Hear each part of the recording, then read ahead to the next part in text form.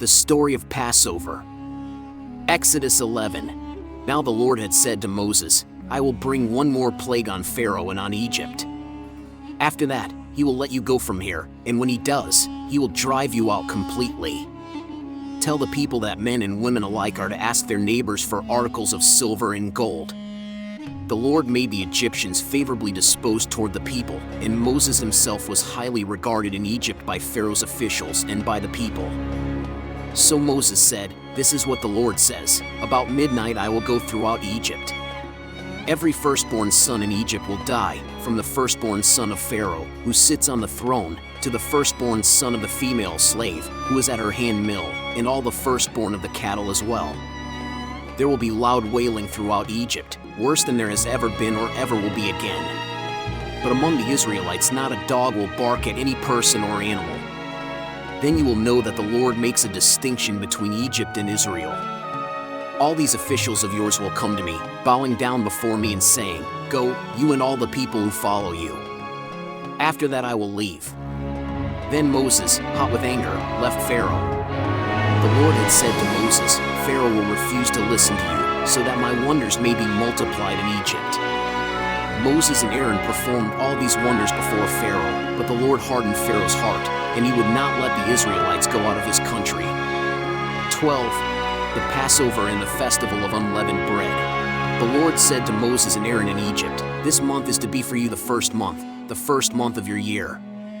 Tell the whole community of Israel that on the 10th day of this month each man is to take a lamb for his family, one for each household. If any household is too small for a whole lamb, they must share one with their nearest neighbor, having taken into account the number of people there are. You are to determine the amount of lamb needed in accordance with what each person will eat. The animals you choose must be year-old males without defect, and you may take them from the sheep or the goats. Take care of them until the 14th day of the month, when all the members of the community of Israel must slaughter them at twilight. Then they are to take some of the blood and put it on the sides and tops of the doorframes of the houses where they eat the lambs. That same night they are to eat the meat roasted over the fire, along with bitter herbs, and bread made without yeast. Do not eat the meat raw or boiled in water, but roast it over a fire with the head, legs, and internal organs. Do not leave any of it till morning. If some is left till morning, you must burn it. This is how you are to eat it, with your cloak tucked into your belt, your sandals on your feet, and your staff in your hand. Eat it in haste, it is the Lord's Passover. On that same night I will pass through Egypt and strike down every firstborn of both people and animals, and I will bring judgment on all the gods of Egypt. I am the Lord. The blood will be a sign for you on the houses where you are, and when I see the blood, I will pass over you. No destructive plague will touch you when I strike Egypt. This is a day you are to commemorate. For the generations to come you shall celebrate it as a festival to the Lord, a lasting ordinance. For 7 days you are to eat bread made without yeast. On the first day remove the yeast from your houses, for whoever eats anything with yeast in it from the first day through the 7th must be cut off from Israel. On the first day hold a sacred assembly, and another one on the 7th day. Do no work at all on these days, except to prepare food for everyone to eat. That is all you may do. Celebrate the festival of unleavened bread, because it was on this very day that I brought your divisions out of Egypt. Celebrate this day as a lasting ordinance for the generations to come. In the first month you are to eat bread made without yeast, from the evening of the 14th day until the evening of the 21st day. For 7 days no yeast is to be found in your houses. And anyone, whether foreigner or native born, who eats anything with yeast in it must be cut off from the community of Israel. Eat nothing made with yeast. Wherever you live, you must eat unleavened bread. Then Moses summoned all the elders of Israel and said to them, Go at once and select the animals for your families and slaughter the Passover lamb.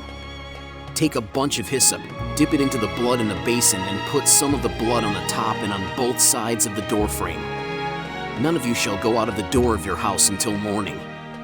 When the Lord goes through the land to strike down the Egyptians, he will see the blood on the top and sides of the doorframe and will pass over that doorway, and he will not permit the destroyer to enter your houses and strike you down. Obey these instructions as a lasting ordinance for you and your descendants. When you enter the land that the Lord will give you as he promised, observe this ceremony. And when your children ask you, what does this ceremony mean to you?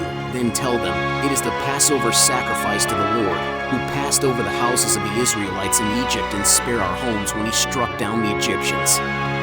Then the people bowed down and worshipped.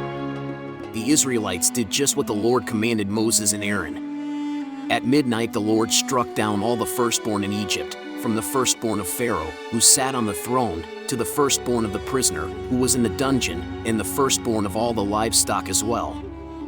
Pharaoh and all his officials and all the Egyptians got up during the night, and there was loud wailing in Egypt, for there was not a house without someone dead. The Exodus. During the night Pharaoh summoned Moses and Aaron and said, "Up, leave my people, you and the Israelites. Go, worship the Lord as you have requested. Take your flocks and herds, as you have said, and go. And also bless me." The Egyptians urged the people to hurry and leave the country. For otherwise, they said, we will all die. So the people took their dough before the yeast was added, and carried it on their shoulders in kneading troughs wrapped in clothing. The Israelites did as Moses instructed and asked the Egyptians for articles of silver and gold and for clothing. The Lord had made the Egyptians favorably disposed toward the people, and they gave them what they asked for, so they plundered the Egyptians. The Israelites journeyed from Ramesses to Succoth. There were about 600,000 men on foot, besides women and children.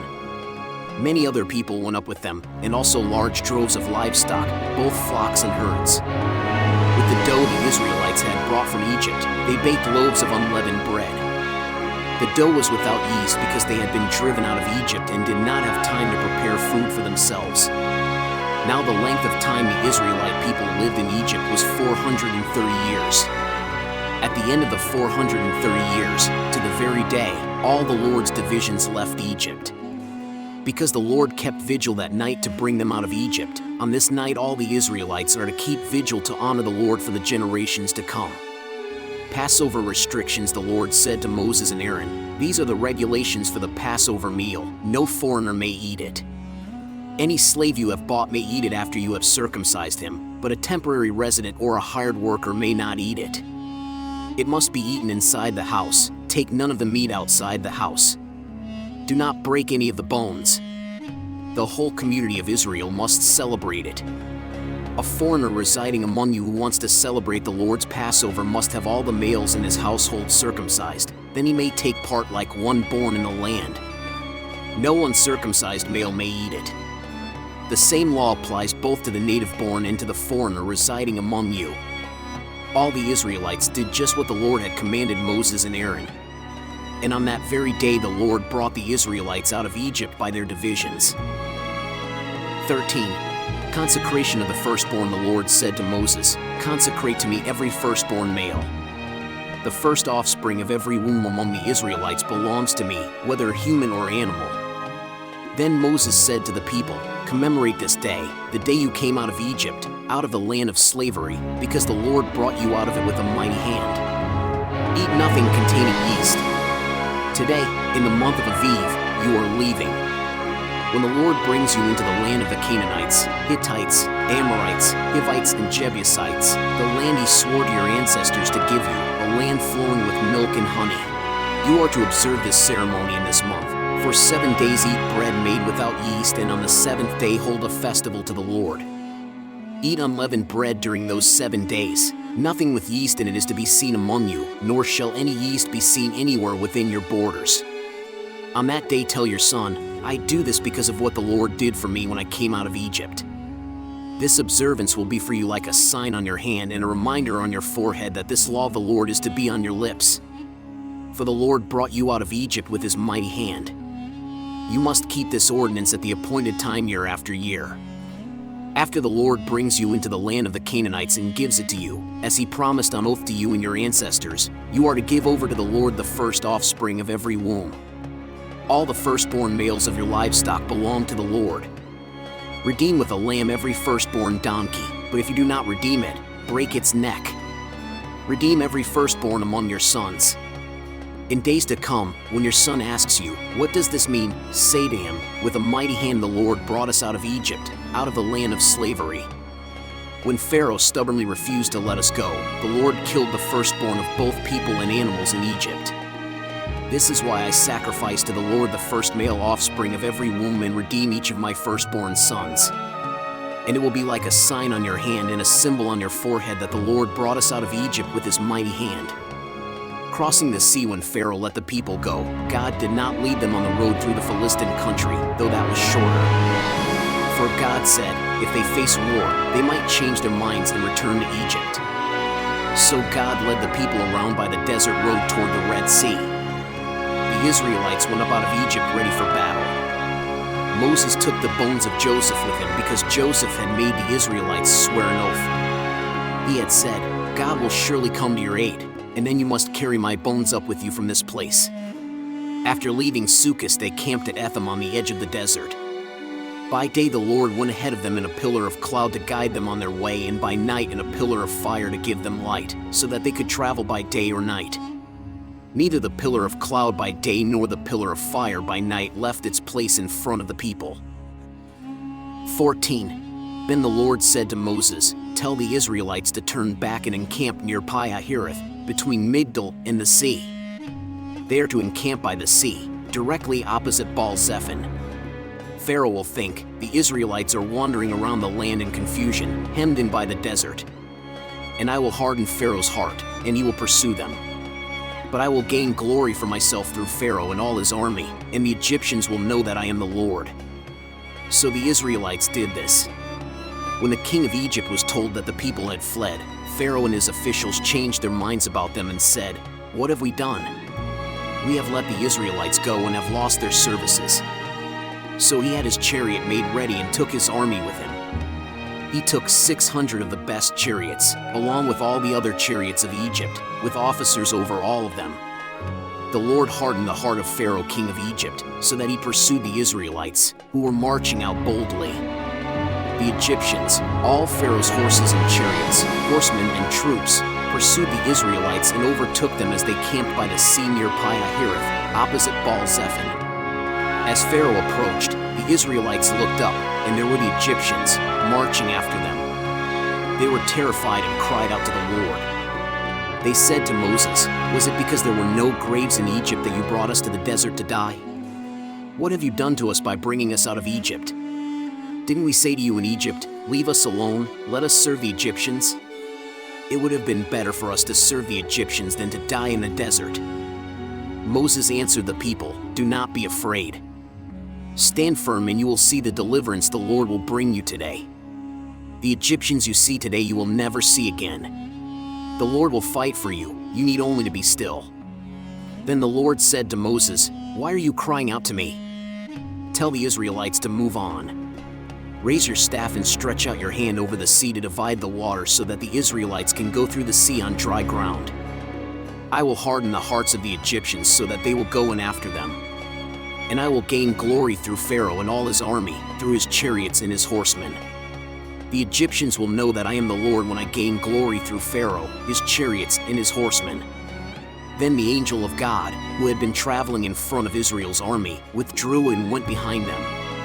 The pillar of cloud also moved from in front and stood behind them, coming between the armies of Egypt and Israel. Throughout the night the cloud brought darkness to the one side and light to the other side, so neither went near the other all night long. Then Moses stretched out his hand over the sea, and all that night the Lord drove the sea back with a strong east wind and turned it into dry land. The waters were divided, and the Israelites went through the sea on dry ground, with a wall of water on their right and on their left. The Egyptians pursued them, and all Pharaoh's horses and chariots and horsemen followed them into the sea. During the last watch of the night, the Lord looked down from the pillar of fire and cloud at the Egyptian army and threw it into confusion. He jammed the wheels of their chariots so that they had difficulty driving. And the Egyptians said, let's get away from the Israelites. The Lord is fighting for them against Egypt. Then the Lord said to Moses, stretch out your hand over the sea so that the waters may flow back over the Egyptians and their chariots and horsemen. Moses stretched out his hand over the sea, and at daybreak the sea went back to its place. The Egyptians were fleeing toward it, and the Lord swept them into the sea. The water flowed back and covered the chariots and horsemen, the entire army of Pharaoh that had followed the Israelites into the sea. Not one of them survived. But the Israelites went through the sea on dry ground, with a wall of water on their right and on their left. That day the Lord saved Israel from the hands of the Egyptians, and Israel saw the Egyptians lying dead on the shore. And when the Israelites saw the mighty hand of the Lord displayed against the Egyptians, the people feared the Lord and put their trust in him and in Moses, his servant.